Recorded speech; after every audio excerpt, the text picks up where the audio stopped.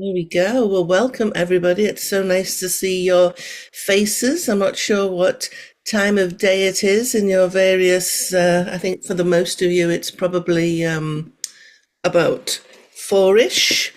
For us in BC, it's 8-ish a.m. So I've got my coffee. I'm good. We'll go. Oh, Melanie is coming in. She's in BC as well. So me, Joanne, and Melanie are holding up the Canadian end of things. And then I don't know. I think the rest of you are in good old Blighty. I think that's correct. Morning. Not, you Oh, don't say that to an Irishman. You don't say that to an Irishman. Sorry, Bertie. No, Ireland. and in Women, I. So we are we're flying a few flags today, which is fabulous. So yeah, well, welcome. This is open forum Q&A. Let's just natter about all things house sealing and what we're up to. Whether or not you're a fully fledged house healer, you're doing the work, whether or not you're in training. In fact, that might be interesting. How many of you have house healers already doing the work? And show of hands. Sorry. No. So quite a few of us, and for the rest of you, you're in training. Yeah. So you've Yeah. got a whole clutch of house healers that have been where you're at now and have come out the other side. So a good group to ask questions of.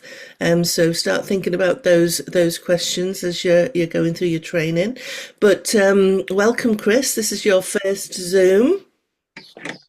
You join us, so I'm glad that you found the network and you joined. So let's kick it off and just hear a little bit from Chris about who you are and what you do and where your interests lie. Okay. I grew up in a haunted pub in Fulham. So from an early age, I could feel things, knew things were going on, I didn't like the way pubs felt, which is a bit tough with an Irish family and everyone ran a pub virtually. So there came a point then, probably 28 years ago, when I started learning Reiki. So and started teaching it pretty soon after. And I went to a workshop about space clearing. And then I realized, or before I went to it, I realized if I can feel people's energies on their bodies with my hands, why can't I do the same in houses? So I would read energy in houses with my hands. And I got into dowsing because I wanted to demonstrate to people what I was feeling. So if I could feel energy spinning, I could tell them, but it wouldn't mean anything. So I got some dowsing rods because they would spin and they could hold them and it would do the same. So it kind of led me down a long, windy path, which eventually led me into dowsing and then doing that remotely as well. I did space clearing and teaching healing for 8 years full time, a few years ago now. But I also used all of this in the corporate world. So I had ran big support teams. So I would do meditations. I'd space clear halls when we did recruitment days. I'd space cleared new offices. So I kind of wove it into what I did at work, just was who I was. So since COVID, I've been out of the corporate world and this is now what I'm doing full time. That's really brief summary. Excellent. And interesting how people start on this path, this journey to house healing in different ways, and it was very much ghostly goings on that got me started as well. So that was my origin story for Okay. this, and so it's really cool just to hear how people kind of fall into this and then how the path takes them, which is great. So you do in person and remote? Yeah. So the biggest job I did was the ex-headquarters of the KGB in London. It was being turned into a family house, Wow. and it was a team of 5 of us did that. I had some people I was training and brought them with me, and that was the hardest thing I've ever done. Just the energy that was stuck in there. We had to keep pulling people out into the garden, get them back into themselves, and go back in and have a go. And there was 48 decorators there in the day, and we had to work through the night. It was the only time we could get in. So I don't tend to deal with spirits that much. It's a lot more residual energy and earth-based energies. Yes, we leave a lot behind as humans when we go about our daily business and we don't clean up after ourselves. Yeah. Wow, KGB, that would be an interesting one. It was. Any questions for Chris from our other lovely members, and then we'll do a roll call, and you can all introduce yourselves to Chris.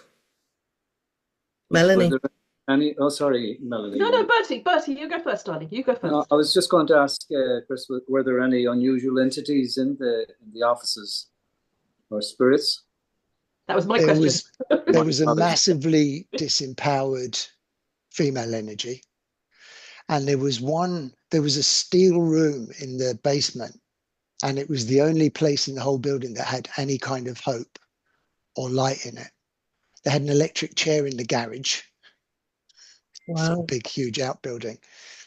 And it was basically going to be a family home. So it was overpowering at times. It was so strong, just very fear-based, very heavy. Couldn't even I had to meet the builder beforehand and do a health and safety assessment, make sure my public liability insurance covered it in case there was an issue. And I read the room to try and explain what I did to the builder, the head builder, and basically said to him, it's impossible to make a decision in this room, which was his office. And he said, that's right. He said, I have a meeting in here and I have to go outside and walk around before I can decide what to do. And then I come back and tell everyone. So that was everyone was afraid to make a decision. Yeah. Thank you. Can I ask a question, Chris? Yeah. Did the builders experience anything other I than didn't that? meet him after that. Oh, In terms of doing the work, no. But he was really, really professional, really thorough. Everything was documented, as you would imagine, as well as how it would have been when it was there. No, they just had, like I said, 48 decorators trying to finish the decorating. Well, two things occurs to me. First of all, when you disturb a place like that, you're disturbing everything, not just the building, aren't you? And my son's a senior project manager in sorry, I don't know where he's working now, somewhere in England. And the stories he tells me about what they find in buildings and the experiences the builders have, and it's he tells me, but he said he can't tell anyone else because there's so much going on with the builders. And I think it was somewhere in London. He went down to some basement because he left some guys working, and they were in tears in the corner, big guys, terrified. Yeah. And he had to help them out because they'd seen something and they just freaked completely out, would never go back. And they said, aren't you scared? He said, my mum's weird, it's fine. But yeah, exactly. But he said there's loads of stuff that happens with builders. But anyway, thank you. That was interesting. It's interesting. I was fascinated about the electric chair as well. I've spent 30 years receiving haunted objects and clearing them. So I wonder what was attached to the chair. The builders took it out before we cleared it. Wow. Wonder where that went. Horrible thing. I can't even begin to imagine. No, it's amazing what people take into their homes and then realise when all hell breaks loose, it's coming from an object. And then I normally get the call and have to take the object away and deal with it. Like that one to your husband, Dawn. By now. What else have you brought in? Well, that's fascinating, Chris. I look forward to further conversations, and maybe at some point down the line give us a little bit more of a presentation about your work, some of your experiences, and that would be Yeah, cool. happy to do that.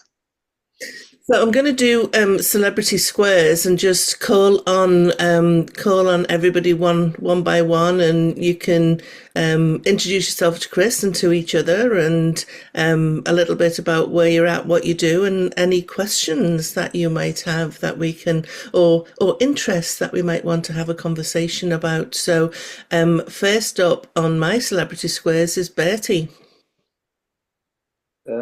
Bertie here, Sligo, west of Ireland. I'm relatively new to dowsing. Started with Joe Mullally on just a weekend course in Wicklow, and really blew my mind. And went back for a second upgraded course, more advanced course.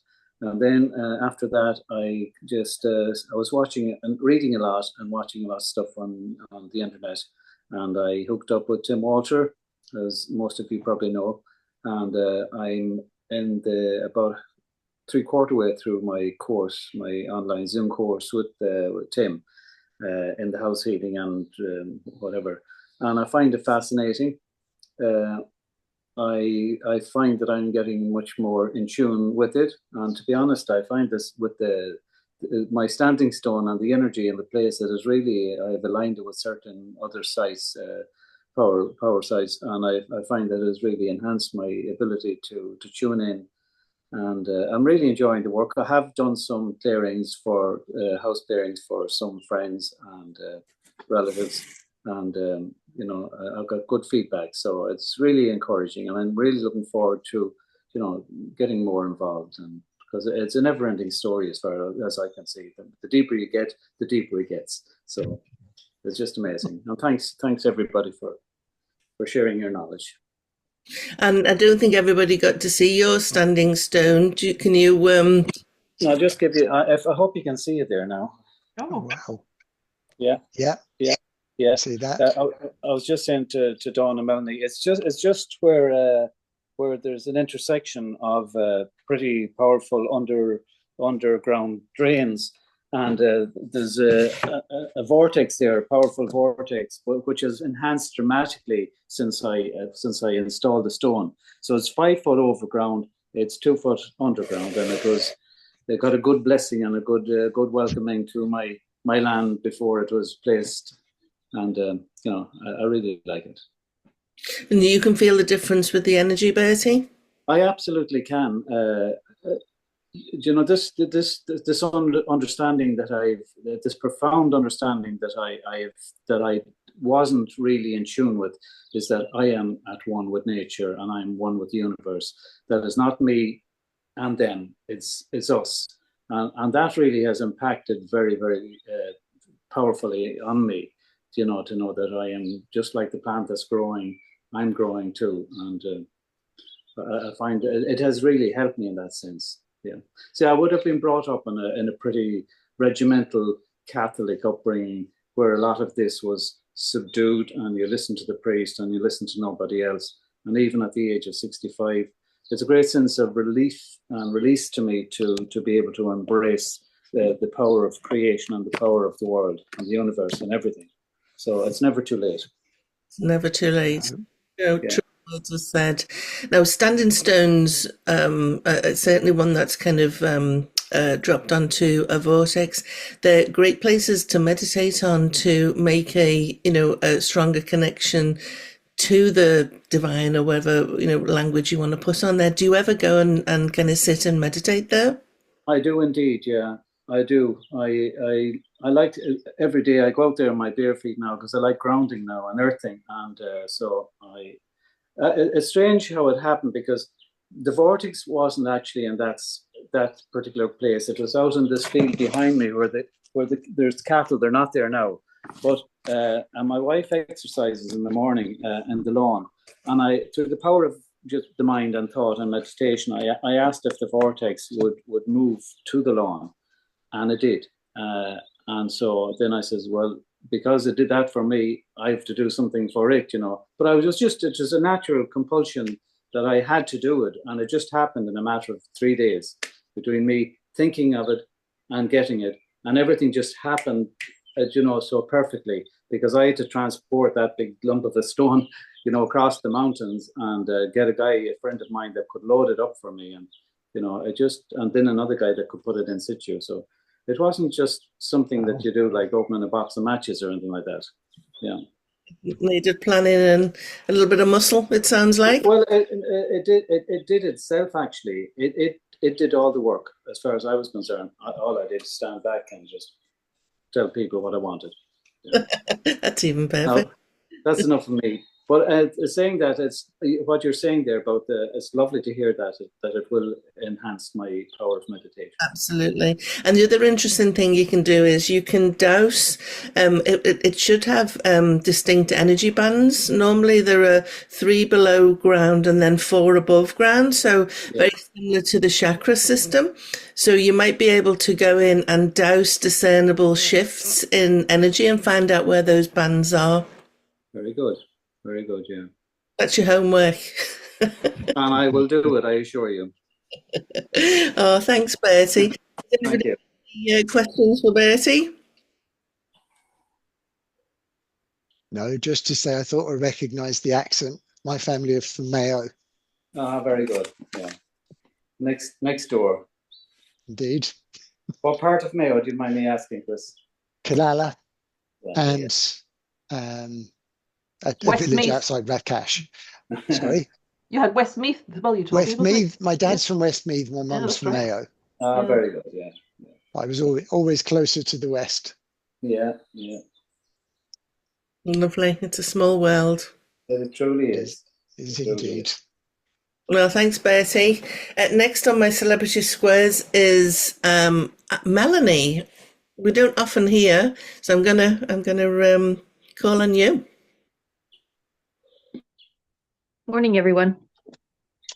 Hi, Chris. Hi. Thanks for sharing that story. I came in a little bit late on it, but sounds like it was fascinating, and the whole business with the electric chair. That would have been a little bit scary, but very interesting. I am in British Columbia, on Vancouver Island, not far from Dawn, about an hour's drive. And I am brand new to this. I took the course with Dawn about a year ago, and I finally got my final project in and got myself organized. And now I'm just trying to get my feet into it. So I'm here to learn from you guys and figure out how to move forward. So I'm thinking about ways to get myself out there and get started. So I don't have anything exciting to add yet. Maybe in a couple months, but not just yet. What drew you to it? I've been drawn to things and searching for most of my adult life, and I don't even remember how I believe I met or heard about Dawn through a friend of mine who was doing sound healing. And then I met Dawn, and she had such a wealth of knowledge. It just kind of opened everything up. And she said she was going to be doing the course, and there was something in my head that said, go for it. That's what you want to do. And I'm not very good at public speaking, as you can tell. It really is fascinating. And when I got into it, I realized that the depth and the amount of connection, I think Bertie said it, the connection to the earth, which is something I always understood, but I didn't understand it as deeply as I did until I took the course. And now I want to really understand it and get into it. I don't know if I answered that, but I tried. You did. Thank you. Melanie, there you go. Yes, thank you. Congratulations. Well done. Congratulations. Kabordis. Thank you.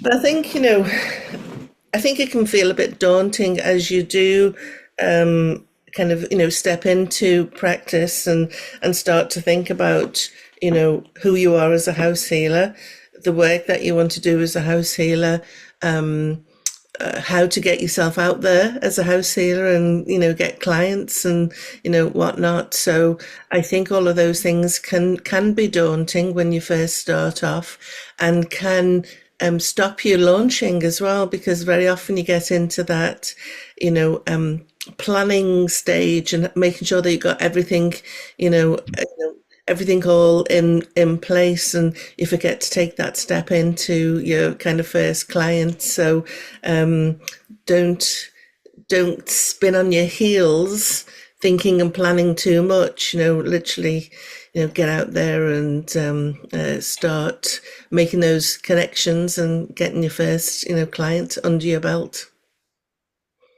You. I will, and I'll yell for help. I'm not shy, as you know. Yeah, that can share their wisdom. Everybody's come at it from a different way, and we've all got some wisdom to share to help. You. Any thoughts or comments from Melanie? I'm just wondering how has it impacted on your life, Melanie? With your connection to nature, as you say, do you find more empowered?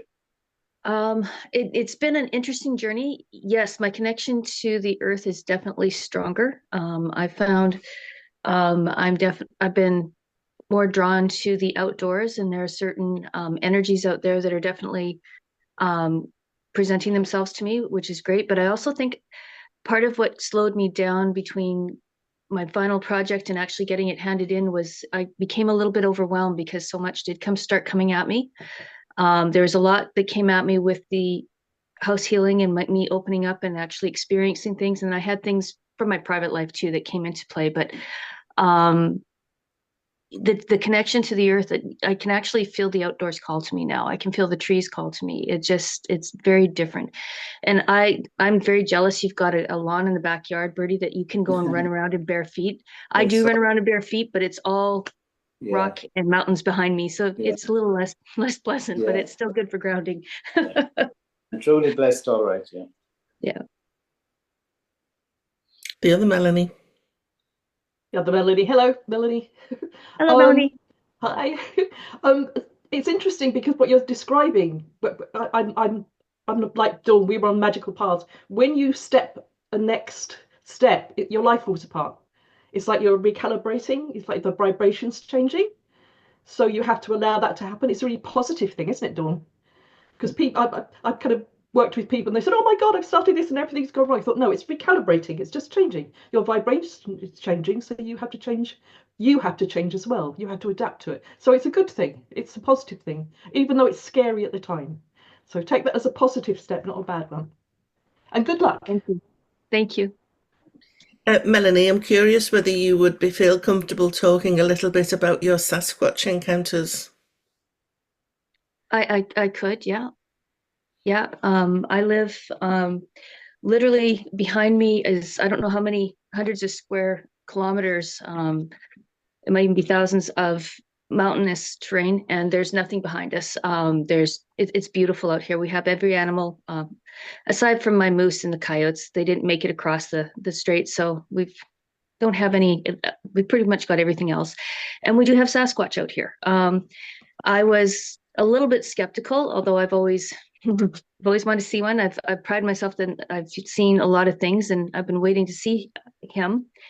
And he did present himself. I haven't physically seen him, but I have spiritually and energetically experienced him. I've seen tracks out on Mount Sicker, out behind our place here. And my husband and I, there's a special spot that I found on a place called Cottonwood Creek, and it's absolutely beautiful. It's just a little creek, and it's got the tiniest little rock beach, and it's got a swimming hole there. And we go down there quite a bit, and I go down there with the dogs by myself quite a bit too, because it just is such a beautiful, comfortable place. And we've experienced tree knocking down there.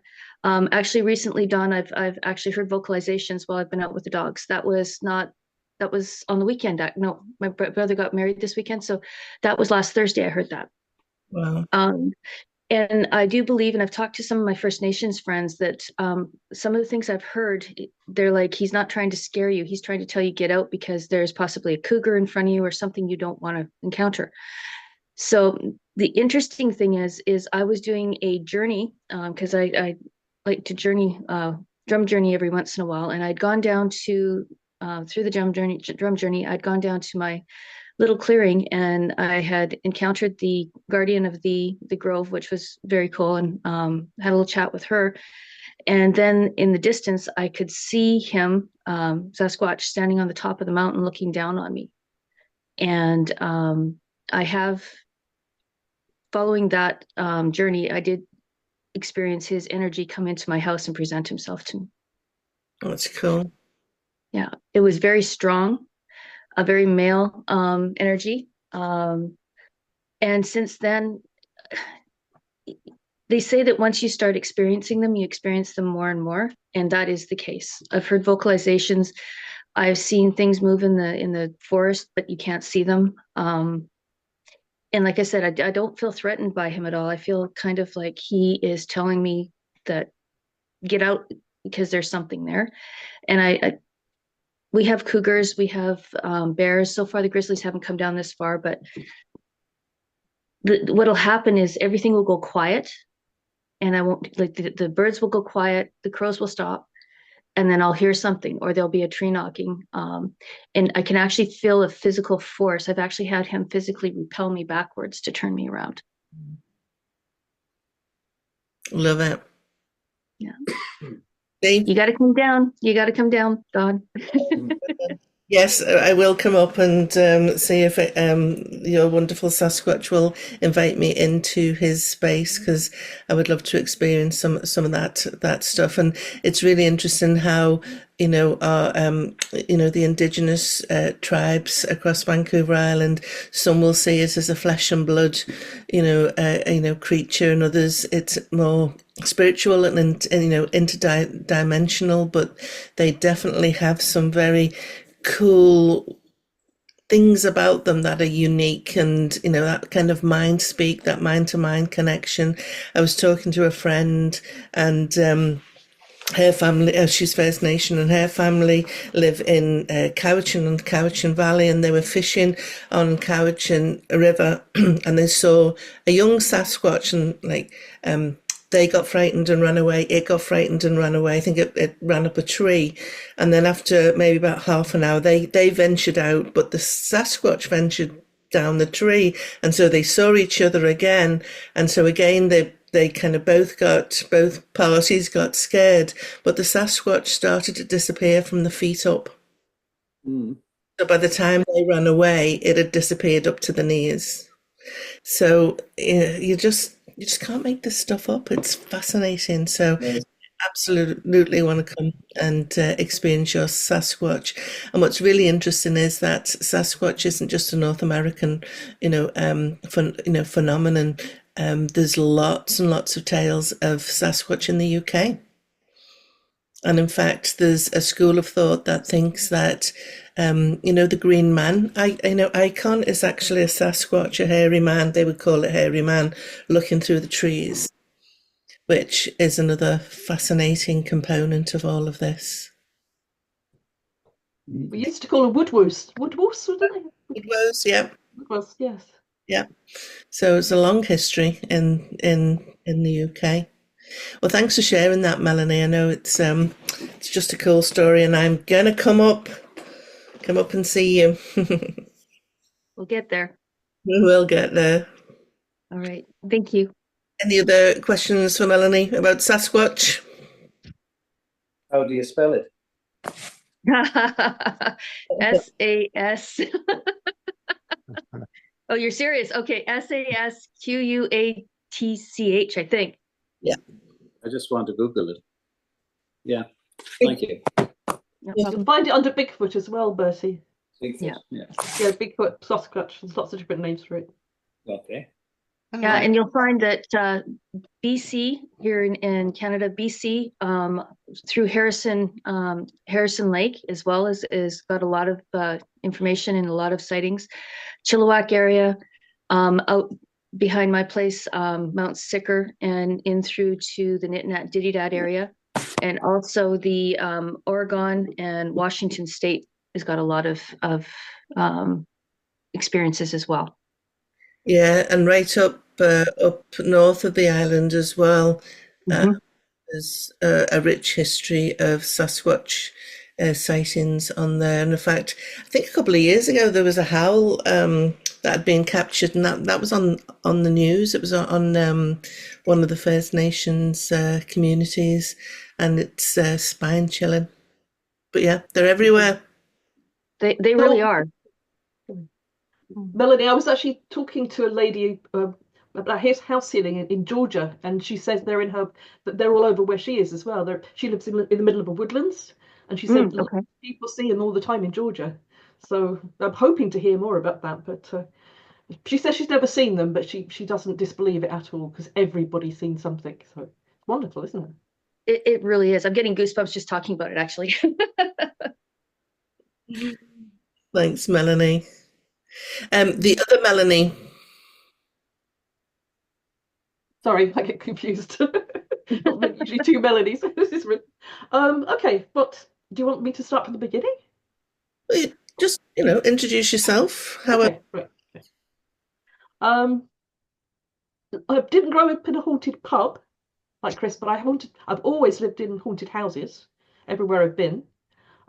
This one's actually haunted by the Anshi, which are the Irish fairies, so that's slightly different at least.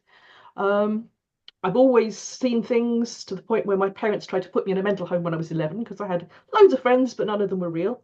And I still feel them. I don't see them anymore because I decided it probably wasn't a good idea to see after that. Been into weird, wonderful things since I was a kid. Dowsed, God, for years. I was actually talking to someone the other day. I made my first pendulum from a hagstone off the beach in Eastbourne with a shoelace that my aunt gave me, and which was great fun. That was years and years and years ago. Then I didn't use it for ages. Excuse me.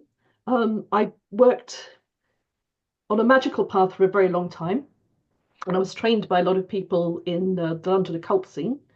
One of which was Caitlin Matthews. I don't know if anyone's ever heard of her, John and Caitlin Matthews. And I did a wonderful course with her in Cotswolds. What's that, 2014? And we basically had a haunted house, and we had to clear it. That was her job. We were given, it's called Hawkwood. It's a wonderful place.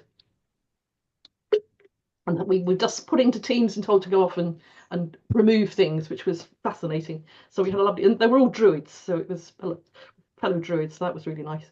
So that was my first real experience of actually working with the house.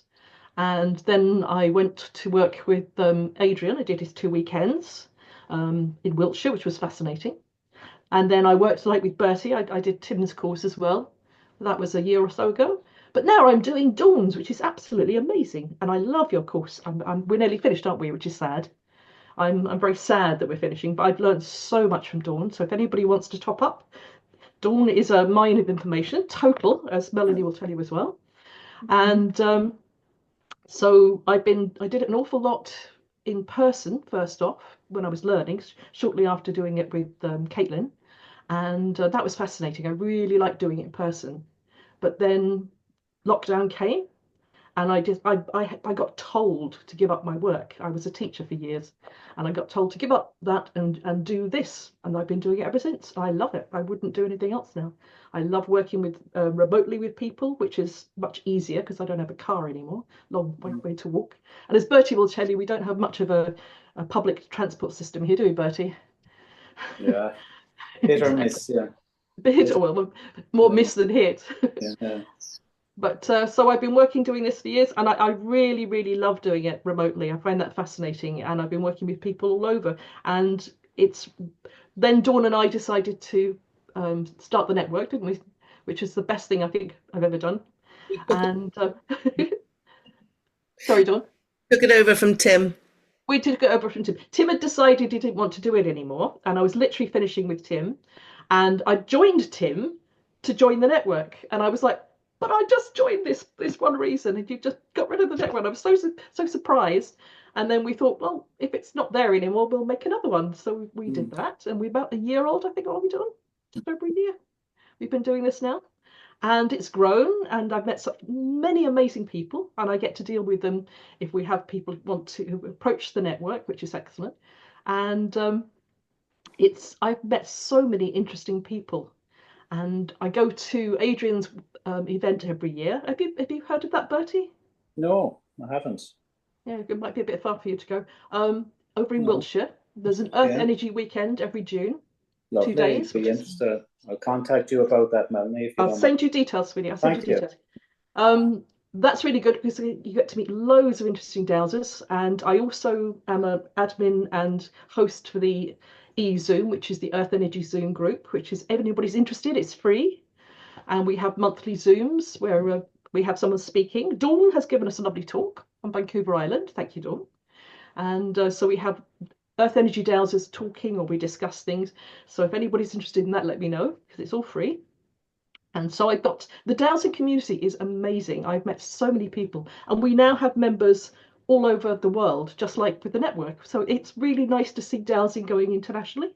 So I've found that I was speaking to somebody in Sweden the other day, and then somebody in Jersey, and it's just all these amazing people doing incredible things all over the world. Now, also the Irish Diviners, which Bertie and I are both members of, which is in Dublin, but they do remote Zooms as well. So there's lots of different things you can do. You don't have to just be, if you're interested in dowsing, you can go beyond that as well. There's lots of other things. But anyway, I'll stop there. Sorry, Dawn. Thank you, Melanie. Yeah. Yes, thanks, Melanie. Anybody got any questions for Melanie? Maybe Yes. What's next on the Earth Energies meeting? Because you've had some amazing events. I'm glad you think so. It's been damn hard. I think it's an open discussion next, Joe. Okay, brilliant. Look forward to it. We've had problems with GDPR because we let people talk, and then we've had to not let people talk. So we're trying to work our way around it at the moment, but we're working. Alex from Tamar Jousers has been fantastic. She's been helping me with the admin. So, and we look forward to you coming again. Thank you, Joe. Perhaps you could circulate the information for sign up to the group, or send it to me, and I can include it in the email that I'll send around with the recording link. Okay, that's probably a better idea. Thank you, Dawn. Thanks, Melanie. Neil. Yes. You're next. Okay. Where's? Well, my journey began on a building site, I suppose. I was given some dowsing rods by a geologist who didn't know how to work them. Before he threw them away, he says quite begrudgingly, have a go at them, see how you get on. Well, being one for a challenge, you think, have a go. Now, this is probably about 30 years ago. And I suppose I started dowsing, and it's really quite weird, looking for gas mains, BT, drains, anything what may be hidden in the ground that I was likely to drill through and break, and have the insurance companies back on me saying, you broke my pipe, you cut through my electric cable. And I suppose it grew from there. I was working on Sky, I think, the last time. And health and safety says you work on Sky, and I was working for BT, radio masts, and you have to have all your health and safety with you. And I turned up with a fancy new scanner, and I stood at this mast this particular morning, and everywhere I wandered around with this mast, this scanner just went off. And there's meant to be picking up electric cables, and like you're meant to be able to drill certain places. And I said, no, yeah, well, the cables are meant to be hidden under these paving slabs. And I actually poked this thing in the air, pointed it upwards, and it still went off. So I put that to one side, broke out my dowsing rods, and found all relevant places where I could drill. I found some ducting, which disappeared into, when you're on top of a mountain and you see a shed on the top of this mountain in a compound with cables holding it down as fat as my thumb, it makes you a bit suspicious. So I found this ducting, and I decided I wasn't going to drill anywhere near it. And next day I spoke to a BT engineer. He said, I'm glad you didn't hit that, because you'd have cut off the whole of the Outer Hebrides from all of their emergency services. And I said, and sent my drill back to Somerset, where it come from, before I could ever get there. And he laughed and said, yes. So I suppose I found it really useful in my working life. I had when the first time mobile phones come out where you could film people, I had a structural engineer phone me off. He filmed me one afternoon finding drains for him around the house. I said, what are you going to do with that? He said, when I get home, I'm going to show my wife what you're doing because I've never seen this before in my life. And I was standing there with 2 metal rods. So it sort of begun from that sort of background. And then one night, my sister dragged me off to a little pub in a place called Malden in Essex to go see a man who was going to talk about dowsing and different ways of doing this sort of stuff and what he got up to. And I remember saying to her as we were travelling along, if you see me start to fall asleep, give me a nudge, because I tend to go to these places and I find them pretty boring because who else around here does dowsing, sort of stuff I do? Well, blow me if I wasn't, when we got to the pub, that was the first time I ever met Adrian Inkwood and Webber. Since then, me and Adrian, well, so Adrian had never come across anybody that used it for work because it saved me a fortune. And I'd never seen anything quite what Adrian got up to, and we hit it off. And I found the whole subject so interesting, I just took off from there. Well, because then obviously, I done the courses. So he learned a little bit from me. I learned a whole lot from him. And we now talk monthly, I suppose. We'll have a conversation about what I've been up to and what he's been up to. But I suppose it doesn't stop for me at house healing, because at the end of the day, I've used it for instance, say about a month or so ago, I was dousing a canal for leaks up in Nottingham. My daughter lives up there and she's involved in I think it's the Grantham Canal, which is a canal that used to be, but now it's not anymore because obviously housing has gone on and factories have been knocked down. But it's like an environmental thing where you get wildlife living in it, swans and ducks and stuff. And it's in my daughter's back garden. And she's been tied up with this community that's like protects the canal, but it's sprung leaks because it's really old. So I think it was about a month or so ago, I was probably talking to the town around Nottingham, some strange man walking around with a couple of bits of metal. And yeah, so I was dousing for leaks. But I've obviously with the house healing stuff, we were saying about earlier about breakups in families. I done some healing for somebody nearby to where we are. And right at the very end of all of what I'd done, I found all sorts of strange things, but it was more about things that were within her attachments, within her auric field. But when I completed everything, sorted it all out, she actually contacted me and spoke to me. She actually, the day that I sent her a report, her husband left her and walked out the door. And I'm thinking, what have I done? Because it was a brand new job. And she said, oh, no, my relation with this particular man was been stagnant for years and it had to happen. And I suppose in a way this brought it to the fore.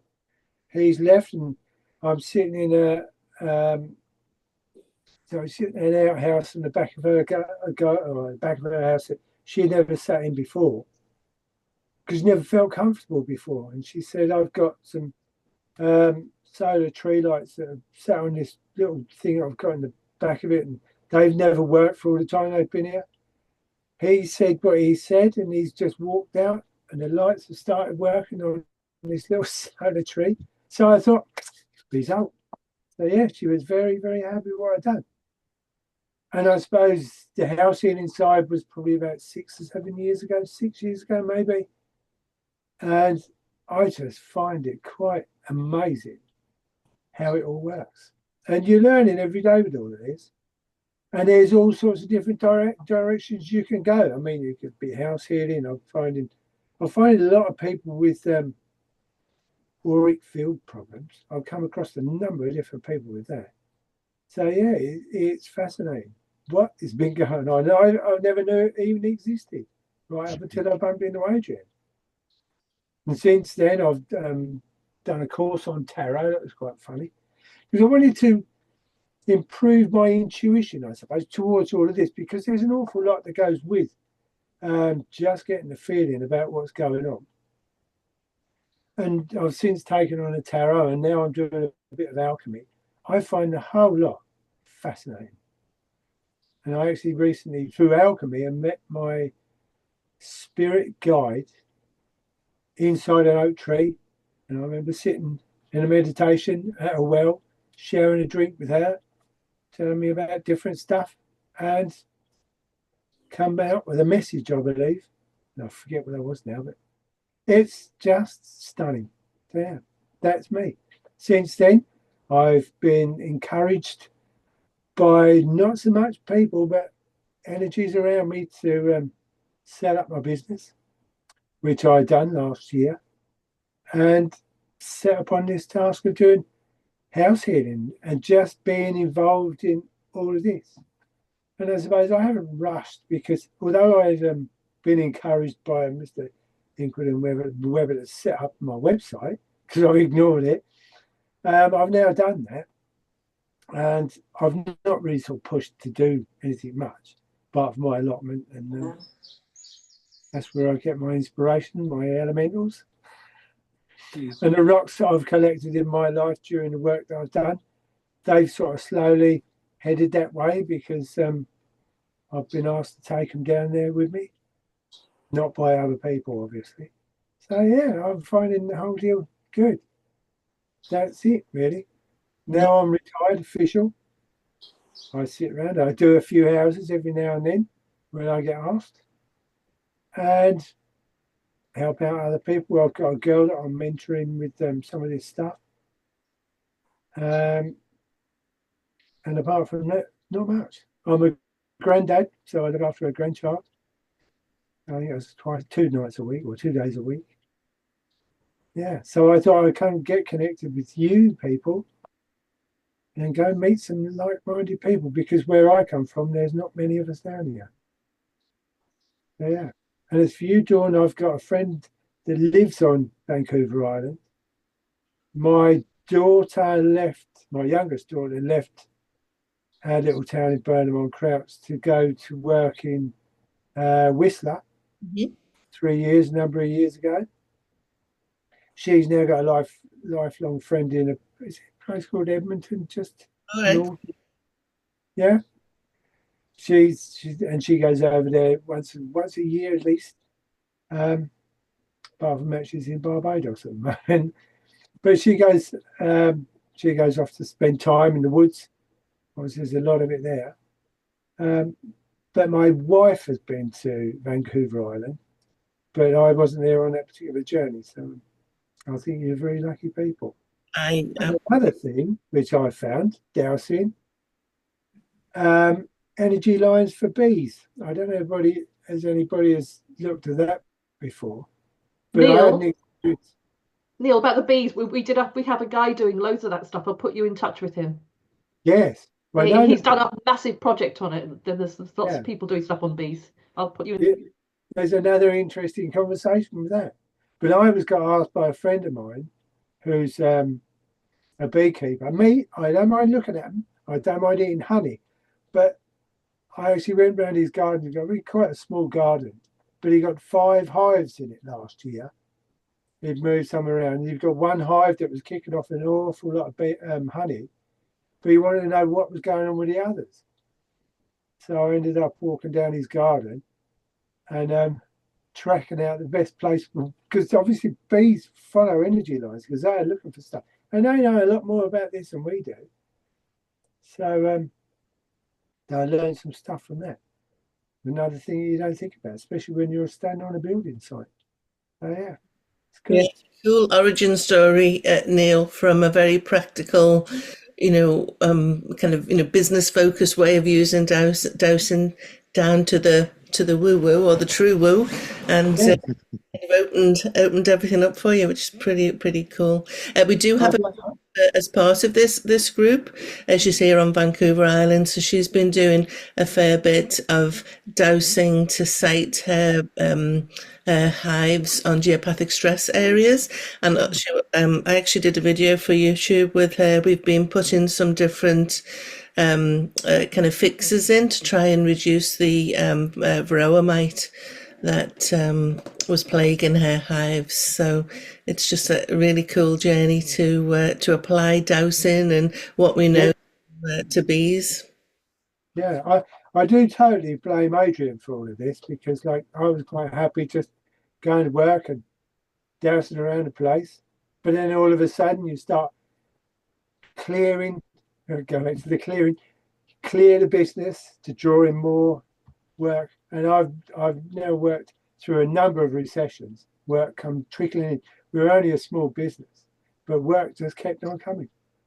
And considering I was actually working for BT radio masts all over the country, I worked in Shetland all the way down to the toe of Cornwall, doing just little jobs for them. And I was doing very well. And obviously it comes to a point where all of a sudden I just kept getting this feeling, I should get rid of this, set up and stop, which I did. I sold the business, and now I'm doing this. And you sort of panic because you think, well, you know, this is my income, and what are we going to do now? But I just think, what will be, will be. I'll manage one way or the other. And I'm just having a good life, I suppose, at the moment. I've learned a lot. I've met a lot of people now. And now I've met you lot. So, yeah. Love it. Well, thanks, good. Neil. Anybody got any questions for Neil? No. Neil, Yes. do you know Nigel Twin? I know of him. I think I've Right. read. Yeah, he's wonderful. He's a really sweet guy. He was telling me the other day, because we work a lot on the Zoom together. He's been doing lots of work with beekeepers, Yes. and he said a lot of the myths about them being on negative energy lines, or well, that it's not true. He said they're all totally individual. He said he's been giving all these talks to apris, and every single one he goes to is totally individual. So he's a good person to talk to. He's lovely. He's gorgeous, Nigel. Very good friend of Adrian. I find it really interesting because at the end of the day, there's a number of different beekeepers around here. And there's an interesting thing. I suppose in a way you could ask them about this. There's a certain thing about, I don't know if you know much about bees, and I didn't up until I got told last year, that the male bee, the drones, they are nothing but a pain in the arse in the hive. And they often get kicked out of the hive to go off and go do something, just get out of the way. Now, apparently, certain times of year they get sent off out of the hives, so all the female workers can get on with cleaning up and sorting the hives out ready for the queen. Now, there's a point of where the queen decides that she's going to start creating baby bees. I'm trying to be polite here, and she goes off out from the hive after the boys have gone out, and she'll sort of follow on. I don't know whether they follow the same line, but they go off somewhere. And this is what was striking my friend's interest, because the queen goes out and she goes, boys, hey boys, fancy a nice time and do what bees do. Well, I didn't realise that when a bee does what he does, the male bee explodes. Well, the back end comes off and it dies. And apparently it's an area which is dousable, and you can actually find this area. And my mate was fascinated to try and find it with his bees, because he's got a lot of bees and he's had quite a lot of success with them. And since I was there last, I think he's had a good year this year. So yeah, it is a fascinating subject. But as far as I'm concerned, I remember walking down his garden last year, didn't even think about it, because it was the early part of the year and I was still working at the time. And I got my rods in my hand. And as I was walking down the road, there was one bee appeared about a foot away from my right knuckle. And I'm thinking to myself, best way forward. And I was standing in a t-shirt, short and flip-flops because it was a hot and sunny day. And I'm just happened to look at this beat and then look behind it, and there was this like floating black mass just underneath it. And I thought, what's that? And then realised that's like the whole lot of the bees were just sitting by their front door. And there's one bee, every time I walk forward, that moves back a step. But because the distance didn't change. But the whole fact that you've got one bee, because you don't want to upset them. You upset one bee, you upset all of his family. And I had to stop. I said, Keith, no, I can't do it today. I'll come back when I've got a suit on. So we had a bit of a laugh and I stepped away. But yeah, he's done all right. But they're quite scary things when you get a lot of them. Well, I bet you're all glad that you're male human beings and not male bees. In other words, Yes, you've I accepted. wouldn't be. But there was something that I learned about bees. Amazing. Thanks, Neil. I'm going to go to Susan next. Well, I've not been in this world for very long in terms of sort of dowsing and house healing, but I've been on Tim Walter's course since I think it was October we started. Like, Bertie, are you on that one as well? On which one? Tim With Walter. Tim? Tim, Oh yeah, yeah. you're in the other group. Yes. That's right. Yeah. In the Yeah. other, yeah. Nice to meet you. Yeah, and ditto. Yeah. Same here. And I've just learned so much, and it's given me a huge amount of confidence in dowsing. I was using it more as muscle testing for whether something was good for me or whether I should take a homeopathic remedy or whatever. And now I'm just absolutely gobsmacked by the amount of information that you can get back from just dowsing. Amazing. And about the house. But the problem is, I don't know whether it's all related, but I'm going through the eviction process at the moment from a place I've lived for 12 years. So I'm not desperately happy. Oh. There was a lot wrong with it, and actually I've put a lot right with it, I think. But I think it's probably because of everything changing in my life. I'm going through a new change, but of course the difficulty is I'm 77, so it's actually quite difficult. And the housing situation in the UK is really, really, really bad, especially for small places, for people without much money, because I lost all my money and my home and life savings about 13, 14 years ago in France. So it's I'm literally on basic state pension and whatever else I can get my hands on in terms of benefits. But this place it's a great flat. It's in part of a converted barn. So it's got a yard outside and things like that. There were a lot of problems with it because there were a lot of problems with animal spirits because it was basically a bullock. My yard outside was the bullock yard. And I didn't realize just how bad and how many animal spirits there were, but not pets, farm animals who were badly treated over the probably 400 or 500 years that the farm has existed. But I'm now going through the stage of trying to find somewhere else to live, but the situation in the UK is not good for single people looking for a small place to live. So I'm just hanging on in there and hoping it all happens and something comes up because even social housing, council housing, there's nothing available at the moment. I think everything, all the small places and all the bigger places even are going to our wonderful influx of immigrants because they're immediately put into hotels and given lots of money, probably more money than pensioners get for having made no contributions at all. But I think it's all part of a change that I'm going through, but I'm finding it hard at the moment. I'm sorry to hear about that. It's hard to hold on to that kind of positive change. Changes come in when life's gone into a hell in a handbasket, and you must be in, a state of, panic sometimes. And I wish there was something I could do. And all I can do is just hold a positive vibration and energy that you're going to find your next place, and it's going to be, a wonderful, smooth transition into this new life.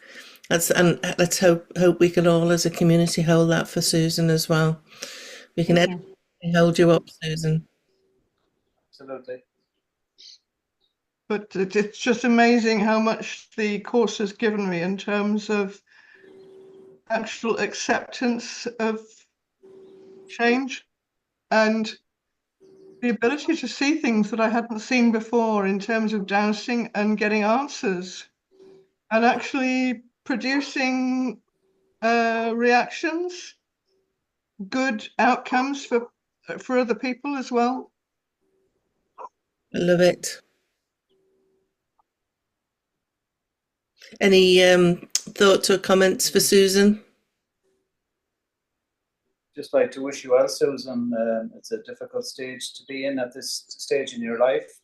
But obviously you've been very brave to start taking on the dowsing healing course. So I'm sure as that we'll all send our best wishes and good intentions your way. Yeah, thank you. I am a quarter Welsh, which I'm hanging on to because I'm not sure I like the English very much at the moment. But don't give up. Don't give no, up. but I'm hanging on to my my quarter Welsh from my paternal grandmother, who died before I was born, so I never met her. But I always felt a very strong connection to her, and she was the one that stopped me being interested in my family genealogical diagrams, because she was a Jones from Carnarvon, so trying to trace the family back through her was not a lot of good. You hold on to that Welsh side, and Tracy has popped a little note in just saying that she's part of a healing group. She's going to include you on their kind of intentions and their energy sending. So Excellent. you're going to have a lot of good energy coming to you, Tracy. Yes, yeah, I'll put you on a healing group I belong to, Susan. Oh, thank you. We're quite a powerful group of Reiki healers that send healing for people. We have had miraculous things happen. We'll send a lot of positive energies to you. Also, I've started doing things where I'm doing energy healing for people. So I'll do some for you, from myself as well for you. I know it's very, very, I come from Greater Manchester. I know how difficult it is out there. I know what's happening. The only other thing I can suggest to you is look at over 55s flats, flats for the older people. I don't know whereabouts you are. I'm right down in the southwest, and it's very difficult. It's fairly rural. And I was looking at the only local bungalow to which I'm entitled to bid, which is a one-bedroom bungalow in the village about a mile from here, where I am right now. It's actually rather nice, but it's actually more expensive than the flat that I'm living in now, because they charge, for some reason, it's like £560 a month for the rent, despite it being social housing for a one-bedroom place. And on top of that, there's another 150 or something, or more than that. I can't remember how much, 200 maybe, for service charge. So basically, the outgoings for this bungalow, tiny bungalow, are going to be more than I'm paying at the moment. Yeah. Well, I'll pop you on the group and anything, and I'll do some healing myself as well.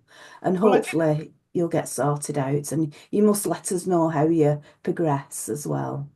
Thank you. I did douse before I came and joined this session. Should I go? Should I join it? And I was told very emphatically, yes. Yes, yeah. Yeah. Okay. So I'm really glad to be here. Thank you. Oh, I wish you luck. I We're really do. And I can really empathise because up here, I Yeah. can't tell you how shockingly bad everything is. So I can only imagine how bad it is down there as well. My Oh, father's side of the family, but I've only been to Manchester once. My father's side of the family, Accrington based, were okay. Accrington based. I Yeah, don't that's know. more Lancashire that. Yes. I'm so slack on the border, Greater Manchester, Lancashire. Okay. All right. Yeah, do keep us posted on that, Susan, because Oh, thank you. no, Thank you, Dawn, and thank you, and thank you for letting me be part of this group because it's really means a lot to me. well, we're glad you're here, and we can provide some sort of support, albeit energetic, which is I'm beginning to believe more and more in how important that is. exactly. Well, thanks for sharing that, Susan, and I'm glad that your world is opening up just to see how, an energetic universe, and all of the stuff that we probably, when we're a muggle, don't see. And it's only when the veil gets pulled back and we get to see there's so much more about this world than we ever encountered first. And it's exciting when we start discovering that. And as Bertie said, you're just never too old. Never. Never too old. Thank You're goodness. actually an inspiration to the rest of us. Exactly. So remember that. Exactly. And we've got about 20 minutes left. So I'm going to go to Joanne next. Good morning, everyone. I'm from BC, from the southern interior, I guess, the Okanagan Valley. I am currently in Dawn's course with Melanie and a few others, and learning lots and lots. I got into it dabbling for many years, like everybody else. Always had an affinity for houses, in that when I'm driving, I could see a happy house or a sad house, a house that I wished I could fix because it didn't look happy. And I got into it actually for my own health issues, so that I could see if I could fix what was happening in my life, which I'm happy to say is getting better. So good on that. With the house healing, I've done a few homes, just mostly family and friends, and questioning whether I'm on the right track or not. But when each house is so different and it comes up with things that I don't expect, then you really start to think, oh, well, maybe I'm on to something. I recently was in Victoria and asked my daughter permission to do her home. And she said yes. Well, it was pretty darn boring. It had some underground water. Other than that, it was a happy, happy home. And she said, well, I didn't expect anything other. She says, I'm in a relatively new neighborhood with lots of really nice people. And so that was good. I'm currently working on my case project, and it is not a happy property. I kind of stalled on it to go to my see my new granddaughters. Excuse my cat. So I need to get back on it, but it is not a happy property, and it hasn't been for many years. Cat. So that's where I'm at. Just carrying on. So It's nice that your daughter's property was a good energy, happy place. That's where you want it to be for everybody, but your family in particular. yes, Two new twinnies, grandbabies in there. You want it to be a good energy space. exactly. And she was quite pleased, I think, that I did it. She's very open to to energy. She's probably one of my more sensitive children, in that there's places she just can't be. She has to walk out of. And unfortunately, it's been, homes that families are in. So she was happy. She said she didn't doubt that she always felt it was a happy home. And I was happy to be able to corroborate that for her. Confirm that. Well, good luck with your case study. It sounds fascinating. I'm looking forward to reading it.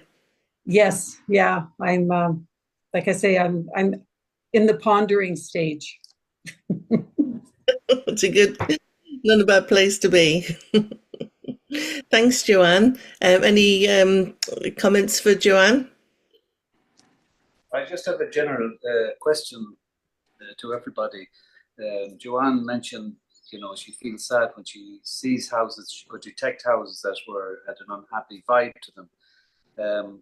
Likewise, when maybe driving on the road, and sometimes it's not the right thing to do, but I might have a rod in my hand, a dowsing rod, and just looking for detrimental negative energy, and it indicates all the houses that it just automatically pulls in at these houses.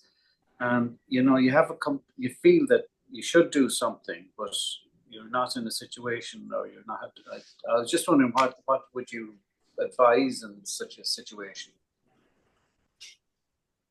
You see all these houses that need healing, but it's not really your business to get involved, I'm told, unless you're invited to get involved. You'd need permission, Bertie. You Yeah, need permission before you do anything. Yeah. You could always put a little leaflet through their door and say, I'm just a local house healer. I thought you might be interested. I know what they'd be thinking. You're just looking for business, and a lot of people don't really understand what we're about. No. Very few people. I'd be in my particular area. If I were to try and talk to people as I'm talking to you, to say, "Oh, here he goes." Yeah. I found that here in Ireland as well, because we're diviners in Ireland, aren't we? We're not dowsers, we're diviners. Yeah. And, but then again, you see, it's interesting, because if you want somebody to do you well, you'd look in the golden pages and you'd look for a diviner. So, wouldn't you? So it's accepted in some ways. Yeah. You'd speak to me if you wanted to drill a well. You don't want to do that, Neil. There's an awful lot of money in that, and if you do it wrong, you are really screwed. I've got friends with an awful lot of water diviners, and it's a very nerve-wracking job if you do it wrong. Yes. And there's the dowsing houses, you could spend your life fixing other people's houses. And coming from Essex, where I'm in the same boat, you start talking about this sort of stuff in Essex, they look at you a bit weird. Yeah. And I know that when I was dousing this canal up in Nottingham, the people that would walk past, I all of a sudden you'd see somebody's hand appear through the hedge, and there'd be a photograph being taken on a phone. And there's a number of people walking past going, "Have you found gold yet?" Yeah. And standing by a canal, apparently, the man who'd asked me to do this is some professor.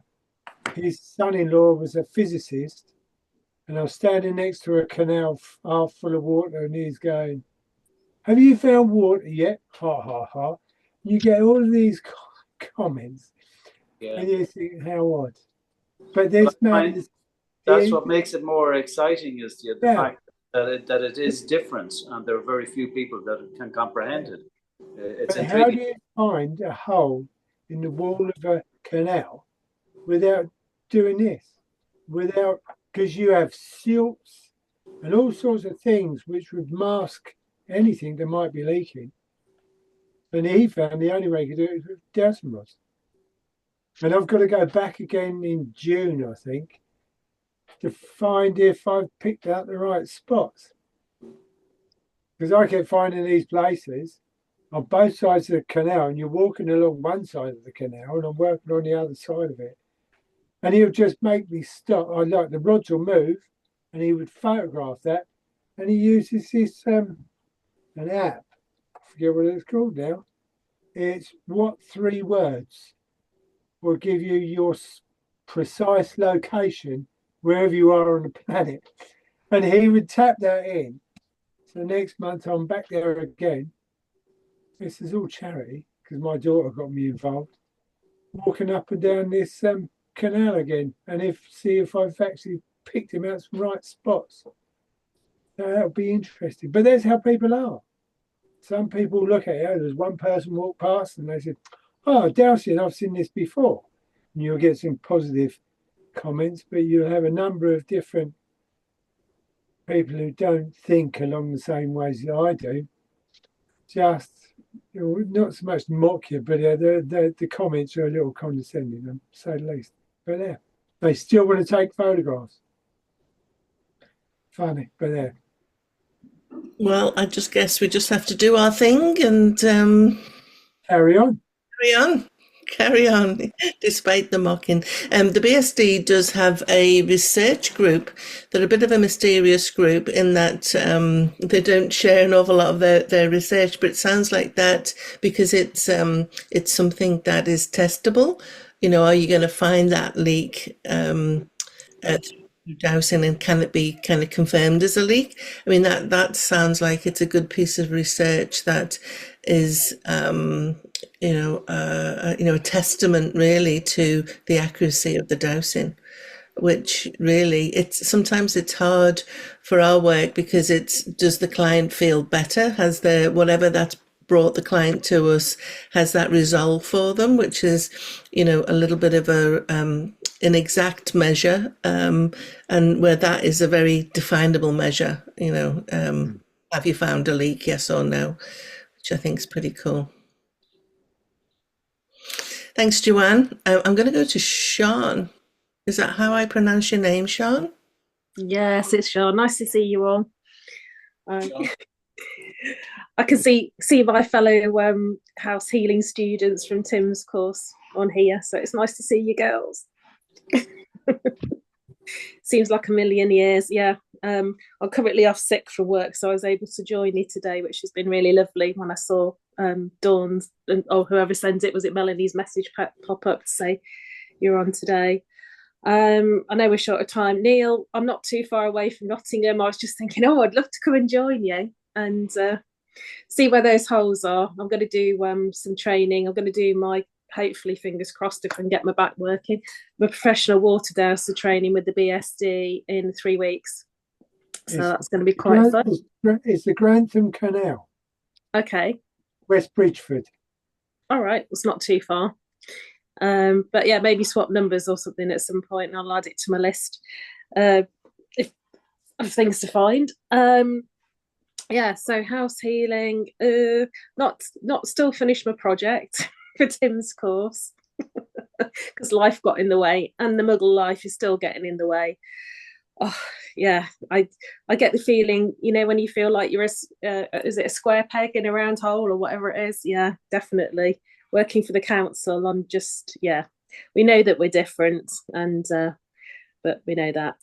In terms of what brought me to do the house healing in the first place, started dowsing when I was 17, then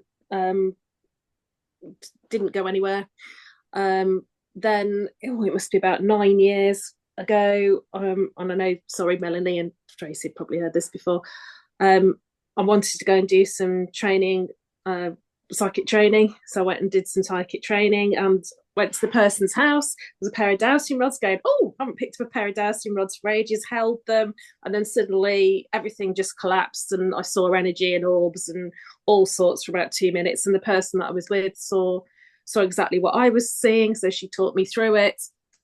And then I was like, oh, right, well, I've got dowsing rods in my hand. I better start learning to douse again. So joined the dowsing group and it went from there.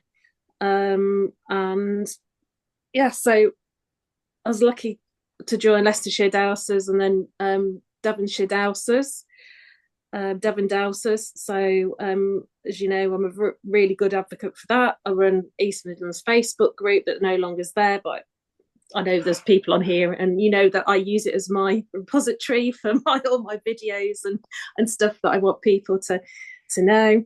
I connected with Veda Austin 4 years ago, and when nobody had heard of her, because I got a really strong interest in water. I brought her into Devon Dowsers, and then obviously she's just, done her thing. And I'm lucky to say that she's one of my friends. And she's coming over again in June, if you don't already know. I know it's already sold out, but I'm excited to see her. Although I don't do what I know, I've got a lot of knowledge in my head, and the girls will say she doesn't apply it. I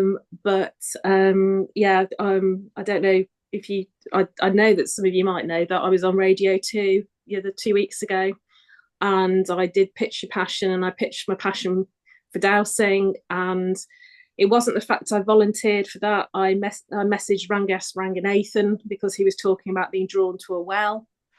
So I just sort of talked about, he couldn't understand why. So I just sent him a booklet about wells and stuff. And then the producer then said, would you come on and talk about water and what you do with dowsing? Only I didn't realise she didn't tell me that her mother, and I've been communicating with her mum, is a medicinal herbalist and an energy healer. So she obviously knew when I was talking about dowsing what that was. So yes, that was nerve-wracking a few weeks ago. Probably, I think there was about. I was trying not to think could have been 2 or 3 million people listening. So that was I kind of knew that I had to do it, and I think we work on our intuition, don't we? I thought, I think I better go and do that on Radio 2, and then when I was asked, I was like, okay, I know I've got to go and do it. So yes, that's a bit about me. Yeah. Thanks, Sean. Melanie, did you have your hand up?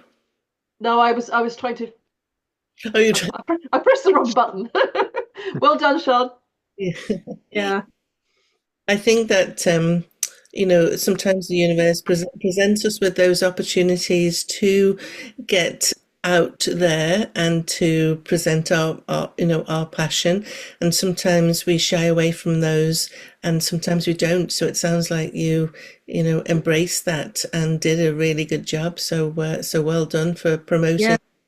Well, I won it, which was really good. So that was really positive. And although you guys know I always say I might not be and I say I might not be the best water finder, the best house healer or whatever, but I am, I know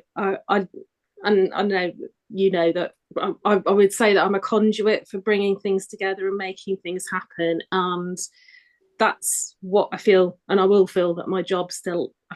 Well, we will say it's a job, don't we? It's not a job, but it does feel like a job sometimes. And I feel that that's my calling, and I just love, as you guys know, the ones that know me, I love learning and sharing that and having that, and it's so important for us to have that sense of community through all the groups we do. And I love hearing the talks and through the earth energy, and I really appreciate you guys coming in and rescuing the house healing group, and I know how much hard work and effort that all takes. And I think it really nourishes us together when we're all together to share ideas, whatever groups we're in. And it's always a very positive experience. And we always learn. I mean, last night was on, and I would say if people want to come and join Devon Dowsers, we were on last night and we were talking, with the development group. Every time we're on, we learn so much together. And, it is a safe space. And like this feels a safe space as well. So thank you. I love it. And, I think one of the things that you said is probably one of the most important messages for us all to remember is, stay humble. You've said, I may not be the best house healer in the world. And I think once we get into that ego state of we can fix everything and, I'm the best, we've lost it. So I love that you're staying humble and just stepping forward, doing your work in a understated way. I think it's fantastic. Thanks, Dawn. And we've got Vader Austin coming to talk to Questers. So we've got our Questers conference in September in Enderby, and sadly she's not going to be in person. She's going to be zooming in, but the conference is all about water, and Vader is talking to us along with Gerald Pollock. I think Patrick McManaway. I'm on the lineup as well. So I will. I'm really looking forward to hearing Vader again. Yeah. Also, Pat, I don't know people that are in this country. Patrick's running courses over here. I did his last year, and he's doing that's level 1, and he's doing level 1 and level 2 in September and October. I'm not quite sure if I'm going to do level 2 with him, but that's built on a lot of what Tim's done, and it's been a pleasure to work with Patrick and connect with the land and the elementals and stuff. So fangirl of Patrick's. I do like Patrick. I love him. Oh, thanks, Sean.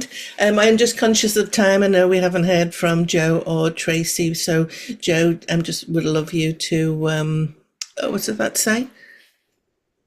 Patrick, who? Sorry, Patrick Manaway.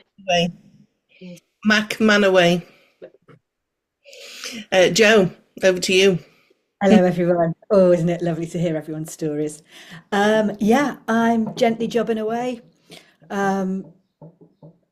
Yeah, and I think it's like I'm just really passionate about everyday houses, everyday people, and people who are wanting to work with their homes and make their stuff better. And Susan, yeah, wow, what a journey. I definitely felt like my world was burning up when I started out. Oh, I've started out so many times, and I keep getting bashed and going, "You're doing this work, okay? I'll do it." But yeah, you're in my healing book as well. So yeah, and yeah, I've started, I suppose, loads of things going on. But one thing that's been quite useful to me is using the Bovis scale. I've been having a bit of a play with it to try and see. I was working with someone who asked me to work for their brother who. Not their home, but the person, and they were way off in Chile or whatever, and it was like to try and and because they had mental health issues and weren't taking medication, it was about trying to use the Bovis scale to try and see if there was an interaction, a shift in their personal energy through doing the scale at the beginning of the dowsing and at the end of the dowsing, and that was really helpful for me to try and get some sort of grip on the work that I was doing, and through that. I learned normally I check, whether you're in your dowsing energy or Reiki energy. And it's quite fun. I got an energy and it was like a Lumerian energy. And from that I thought, I'll ask a few more questions about this. And there's a couple of people, a couple of Lumerians who have joined my dowsing team, which my healing team, which was absolutely delightful. So there and that, yeah, and I wouldn't have necessarily known that if I hadn't been having to go with the scale. But yeah, it's exciting as ever, and I'm loving it. Yeah, and that's probably enough because I want to hear what Tracy's been doing. Thank you. That you use the Bovis scale, I'll use that as a measure. So I'll douse where the home is pre-dowsing, pre-harmonization, and then I'll douse afterwards to see what shift there is. I think it's a really good measure that we can bring to it. So I'm glad you're doing that too. Thanks, Joe. I am conscious of time, so we're going to go with Tracy, and then we'll close up.